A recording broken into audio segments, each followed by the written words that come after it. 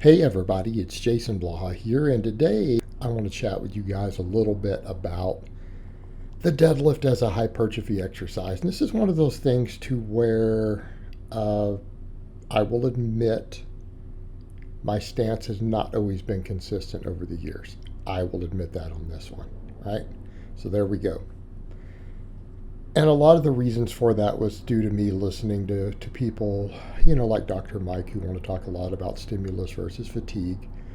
But the reality is, a lot of that, as far as exercise selection, isn't supported by research. There's not really clinical trials or where this has been studied in a lab to say that's true. Okay, and I'm not saying fatigue doesn't matter and exercise selection doesn't affect it, but as far as those ratios go, I don't know the evidence is there. And when it comes down to it and we observe in the real world, and then we take what happens in the real world, then we look at what has been studied in the lab, they do match. And it doesn't agree with that. And what do I mean? I've seen plenty of lifters who didn't deadlift before. You put them on a deadlift focused program, you have them start doing lots of deadlifting in a way that they can recover from, they get thicker. Right? Their back gets bigger, their traps get bigger, their glutes, their hamstrings, all of it. The entire backside of their body, other than their triceps, gets thicker real fast. All right. That is what I have observed. That is what many coaches out there have observed. I feel so confident in that case that I honestly think I could take a novice lifter and put them on a once a week program where it's all deadlifts programmed correctly, and that novice would get considerably bigger over the next few months. Right? They would get a lot bigger as their deadlift goes up, doing nothing else. And I genuinely believe that's the case. Again, based on my observations of just how much I've seen already people who already lift, when we add deadlifts in, that thickness that they get. And you even see that over in the bodybuilding world. Some of the thickest guys, even in the bodybuilding scene, had big deadlifts.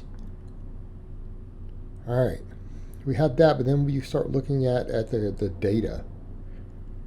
You start looking at the data. The only real study that looked seriously at deadlift hypertrophy did a study where a deadlift only program was compared to a squat only program, and then basically DEXA scans were done of their bodies. Who do you think gained more muscle? Because everyone agrees a squat will put muscle on anybody. Doesn't necessarily mean it's the best quad exercise, because I'm not saying that it is. Not saying everyone can build amazing quads off of the squat, but just overall size, particularly the lower body. Squats will get you bigger, and everyone knows this. We've seen this forever. 20 rep squat programs in a gallon of milk was the high school football method for years, and it got guys bigger for football. Well, who do you think got bigger? The deadlift group. The deadlift guys gained more muscle tissue.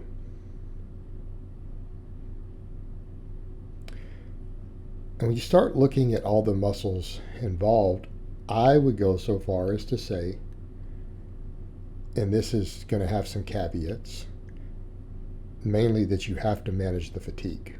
Okay? To manage the fatigue, because that is the only problem anyone has with the deadlift who's knowledgeable. Well, it's kind of hard to get enough workload without burying yourself. Okay. And there is truth to that. But I would venture to say that if any one exercise had the potential to put the most muscle on your body, not saying for a specific body part, but on your body across the board, going to go with the deadlift. Conventional deadlift or close variations like a deficit deadlift. You don't ever want to shorten the range of motion further, but a deficit deadlift be a little different. Snatch grip deadlift. Any of those really, but I'm going to even just say the normal conventional deadlift like I'm doing in this video for my rep work. Okay. It will cause the most muscle growth, I think, of any one exercise. spread out pretty far through the body, although probably glutes and hamstrings are going to get the most stimulus. Right? Glutes and hamstrings. And for many lifters, that's all they need for posterior chain. Plenty of lifters, that's really all they need, depending on their genetics, with no supplemental work, to build a massive posterior chain. It's volume pulling. So, why is there a fear of the deadlift for building muscle? The fatigue. And here's what I'm going to say with that. When you start trying to do stuff like normal sets across at a very high rate of perceived exertion, I'll give you an example, because you see people do this. Guys who come in and take about 80% of their max and try to do a 5x5 on the deadlift. Will they get thicker from that? Sure. Will they get stronger from it? Sure. Recovery is going to be real hard. Recovery is going to be real hard. I would suggest an alternative. Okay, we deadlift. One of the reasons is the amount of strength it builds. What do we need to build strength? A relatively heavy limit set, close to limit set. What does that mean? Training max at 90% or above. It's one thing it could mean, or it could mean rep work. So the way you see me program stuff and do stuff, right? Percentage of a training max taken up to 1 rep in reserve. Hey, we don't fail. We go to about 1 rep left in the tank.